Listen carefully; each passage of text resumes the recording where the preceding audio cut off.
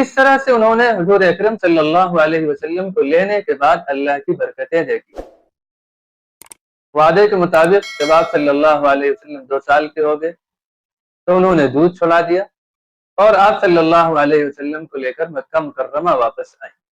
وہ کہتی ہیں کہ جو میں نے اللہ کی جانب سے برکتیں دیکھی تھی تو میری یہ شدید خواہش اور تمنا تھی کہ حضور اکرم صلی اللہ علیہ وسلم یہ مبارک بچہ ہمارے پاس کچھ دن اور رہے۔ اور اتفاق سے اس وقت مکہ مکرمہ میں کوئی وبا بھی پھیلی ہوئی تھی، تو میں جب آپ صلی اللہ علیہ وسلم کو لے کر آپ کی والدہ کے پاس گئی وہ بھی راضی ہو گئی اور آپ کو واپس کر دے کہ کچھ دن اور اپنے یہاں رکھ لو تاکہ وہ یہاں کی وبا سے محفوظ رہے، اور دیہات کی جو نیچرل لائف ہے، فطری زندگی ہے، اسی اعتبار سے ان کی پرورش ہو۔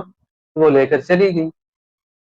اب جب لے کر واپس گئی تو کچھ دنوں کے بعد ایک عجیب و غریب واقعہ پیش آیا۔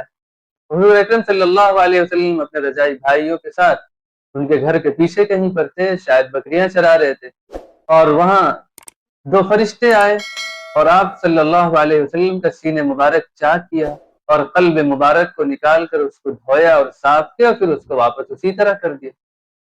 جو آپ کے رضاعی بھائی تھے انہوں نے یہ چیز دیکھی تو دوڑے ہوئے اپنی ماں کے پاس آئے اور پورا واقعہ بیان کیا، تو یہ لوگ ڈر گئی۔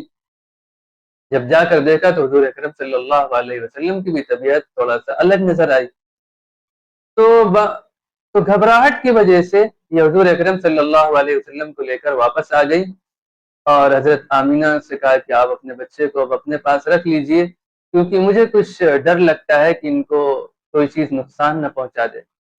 تو حضرت آمینہ حضور کی والدہ ماجدہ تھی، کہنے لگی کہ نہیں مجھے پورا قصہ تو بتا، ہوا کیا ہے؟ تو انہوں نے بتایا ایسا ایسا ہے۔ تو حضرت آمینہ نے پوچھا کیا آپ میرے بچے پر شیطان سے ڈرتی ہیں، اس کے اثر سے ڈرتی ہیں؟ انہوں نے کہا ہاں مجھے تو ایسا ہی کچھ اندیشہ ہے۔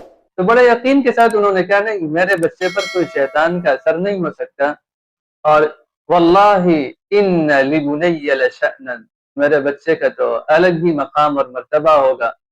پھر انہوں نے ان سے بتایا کہ جب میں اس بچے کے مبارک حمل سے تھی تو میں نے دیکھا کہ ایک روشنی میرے جسم سے نکلی اور اس نے شام کے محلات کو روشن کر دیا، اور جب یہ بچہ پیدا ہوا تو اس کے ہاتھ زمین پر تھے اور اس کا سر آسمان کی طرف تھا، تو شیاطین کا اثر ان پر نہیں ہو سکتا۔ تو اس طرح سے بعض روایات کے مطابق 6 سال کی عمر میں دوبارہ وہ آپ صلی اللہ علیہ وسلم کو آپ کی والدہ کے پاس لے کر آئے۔ آپ صلی اللہ علیہ وسلم کے رضاعی والد جو تھے ان کا نام حارث تھا، اور وہ نبی بنانے کے بعد اسلام بھی لائے۔ اسی طرح آپ کے 4 رضاعی بھائی بہن تھے، جن میں ایک کا نام عبداللہ تھا اور ایک کا نام حذیفہ تھا، اسی طرح ایک کا نام انیسہ تھا اور ایک کا نام حذافہ تھا، جو شیمہ کے نام سے مشہور ہوئی۔ اور روایت سے بات ملتی ہے کہ حضور اکرم صلی اللہ علیہ وسلم کو بہت کھلاتی تھیں، آپ سے بہت پیار کرتی تھیں، یہاں تک کہ آپ کو اپنی گود میں بھی لیا کرتی تھیں۔ تو یہ مختصر سی باتیں تھیں اس وقت کے بارے میں، اس ٹائم پیریڈ کے بارے میں جو آپ صلی اللہ علیہ وسلم نے حضرت حلیمہ سعدیہ کے ہاں گزارا۔ انشاءاللہ آنے والی ویڈیو کے اندر اس کے بعد کے جو مراحل ہیں، آپ صلی اللہ علیہ وسلم کی والدہ ماجدہ کی وفات کے جو واقعہ ہے، جو بڑا ہی دل خراش ہے اور بڑا ہی افسوسناک ہے، جب ہم اسے سنتے اور پڑھتے ہیں تو دلوں پر عجیب کیفیت طاری ہوتی ہے۔ انشاءاللہ وہ باتیں آنے والی ویڈیو میں آپ کے سامنے پیش کی جائیں گی۔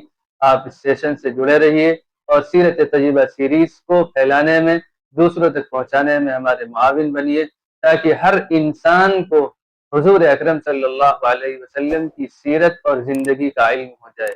جزاکم اللہ خیرا، السلام علیکم ورحمۃ اللہ وبرکاتہ۔